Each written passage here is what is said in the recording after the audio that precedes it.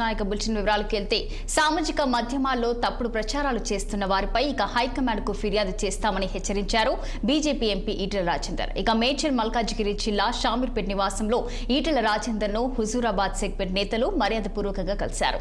ఈటెల నివాసానికి భారీగా చేరుకున్న బీజేపీ నేతలు కార్యకర్తలు వచ్చే స్థానిక సంస్థల ఎన్నికల్లో తమకు మద్దతుగా ప్రచారం నిర్వహించాలని కోరారు.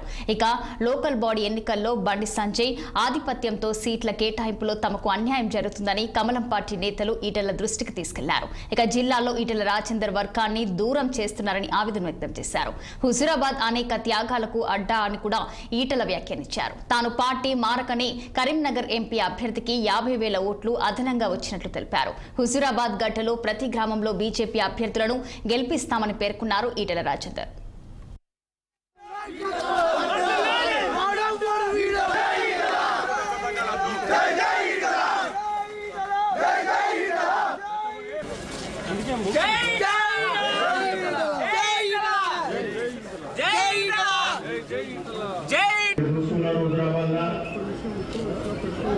నేను అచ్చిర్రు దురదృష్టవశాలు వాళ్ళు చచ్చిపోతున్నారంటే ఓట్లు.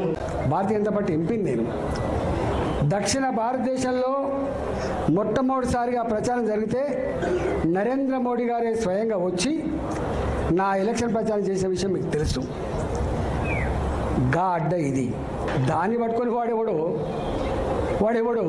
వాడు సైకోనా సాడిస్టా వాడు మనిషా పశువా వాడు ఏ పార్టీలో ఉన్నాడు వాడు ఎవరి అండతో ఆ ధైర్యం చేస్తున్నాడు వాడిని నేర్చుకోవాలి కానీ బీ కేర్ఫుల్ కొడుక బీ కేర్ఫుల్. మేము శత్రువుతో కొట్లాడతాం కానీ కడుపుల కత్తులు పెట్టుకొని కావలించుకునే సంస్కృతి మా రక్తం లేదు కొడుక, నా రక్తం లేదు. మీరు ఎవడెవడు సోషల్ మీడియాలో పెడుతున్నారో ఏమేమి రెచ్చగొడుతున్నారో ఏమేమి చేస్తున్నారో మొత్తం పైకి పంపించే ప్రయత్నం చేస్తా. నేను అనుకుంటున్నా సంస్కారం ఉందని సభ్యత ఉందని ఇట్లాంటి వాటిని అరికడతానని భావిస్తున్నా. అరికట్టకపోతే నష్టపోయేది ఎవరో అర్థం చేసుకోండి. మీరు నష్టం మాకు కాదు, మాకు ఏం తక్కువ ఉంది? అసలు మీరు ఎవరు? అసలు నీ శక్తి ఏంది, నీ యుక్తి ఏంది, నీ చరిత్ర ఏంది, మా చరిత్ర ఏందిరా? 2002లో వచ్చిన నా జిల్లాకి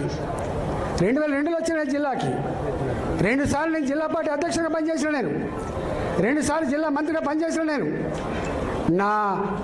నా అడుగు పడని గ్రామాలు లేవు కరీంనగర్ జిల్లాలో. ఉమ్మడి కరీంనగర్ జిల్లాలో నా అడుగులు పడని గ్రామాలు లేవు.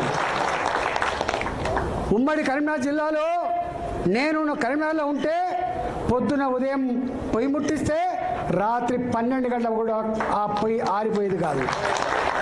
ఒక్క హుజూరాబాదు ఒక కమలాపూర్ వచ్చిన వాళ్ళు కాదు బిడ్డ, మొత్తం కరీంనగర్ జిల్లా మొత్తం వచ్చేది. తిరుపతి జిల్లా రేణిగుంట